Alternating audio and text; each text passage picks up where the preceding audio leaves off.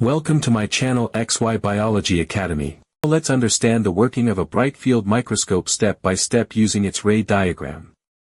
The process begins with the light source, usually an LED or a tungsten lamp, located at the base of the microscope.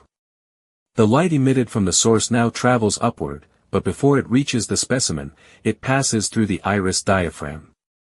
The iris diaphragm is a thin circular structure made up of overlapping metal blades that form an adjustable opening in the center. By increasing or decreasing the size of this opening, it controls how much light is allowed to pass through the microscope.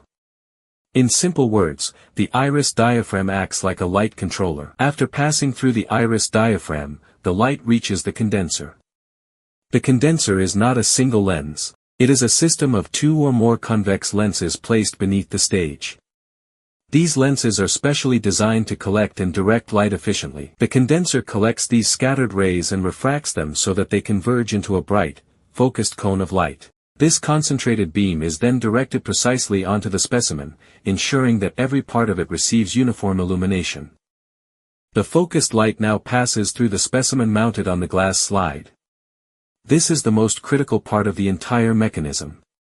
Now think about this. If every ray of light passed through the specimen without changing in any way, would you be able to see the specimen? The answer is no. If all the light passed through equally, the specimen and the background would appear identical. There would be no contrast, making the specimen practically invisible. Fortunately, biological specimens interact with light.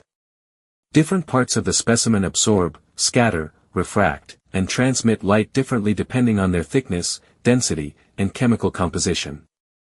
For example, thicker regions absorb or scatter more light, so fewer rays reach the objective lens from those areas.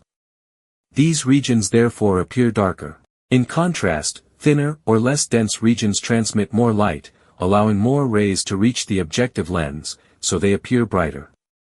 This difference in light intensity between different parts of the specimen creates contrast, and this contrast is exactly what allows us to distinguish the specimen from the bright background.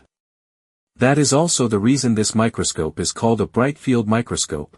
The background remains brightly illuminated, while the specimen appears darker because it blocks or scatters part of the transmitted light. Now let's continue following the light. After emerging from the specimen, the transmitted light enters the objective lens. Because the objective lens is responsible for producing the first magnified image of the specimen. It collects the transmitted light rays and bends, or refracts, them so that they converge to form a real, inverted, and enlarged image inside the microscope tube. This real image now becomes the object for the next lens, the ocular lens, also known as the eyepiece. The eyepiece acts like a simple magnifying glass. It takes the already enlarged real image produced by the objective lens and magnifies it even further. Unlike the objective, the eyepiece does not produce another real image.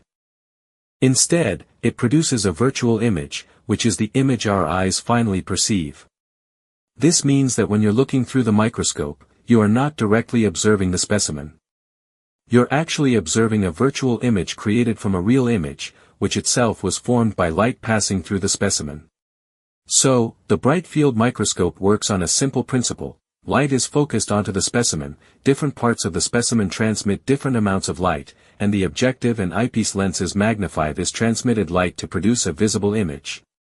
The background remains bright, while the specimen appears darker, giving this microscope its name, the bright field microscope. Thanks for watching. Like this video and subscribe to my channel.